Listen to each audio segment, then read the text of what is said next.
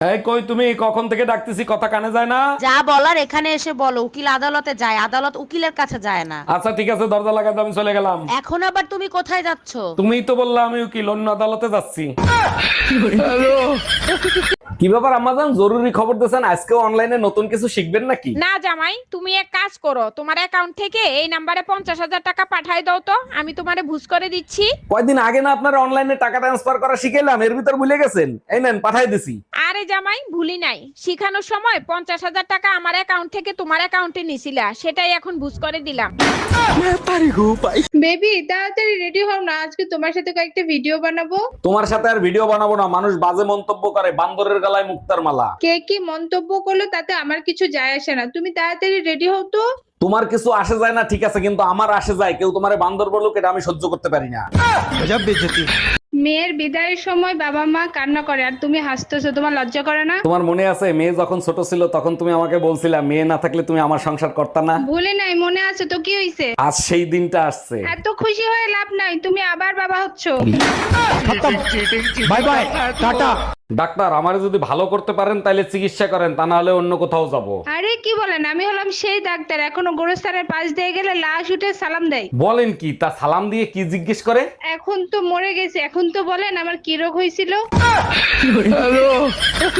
আরে ভাবি, এত রাত হলো কই গেছিলেন? গরুর হাটে গেছিলাম ছাগল কিনতে। তা ছাগল কিনতে যে পাঠা কেন কিনে নিয়ে আসলেন? পাঠা পাইলেন কই? আমি তো ছাগল কিনিই না। আপনার সাথে যে একটা কালা পাঠা ঢুকতে দেখলাম। ধুরু মিয়া, ওটা তো আমার জামাই ছিল।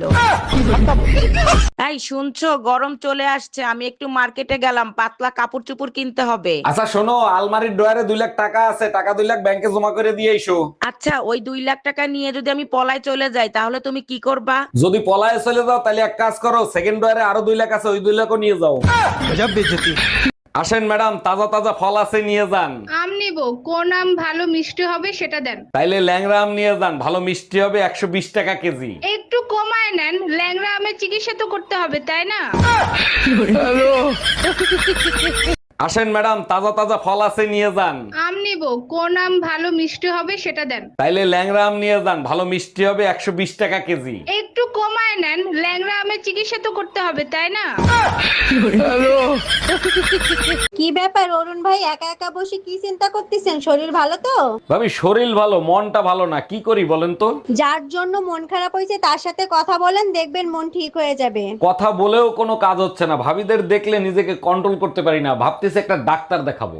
অরুণ ভাই, এর জন্য ডাক্তার দেখানোর কোনো দরকার নেই, বিষয়টা আপনার বউকে জানাবো, সেই আপনার ট্রিটমেন্ট করে দিবে।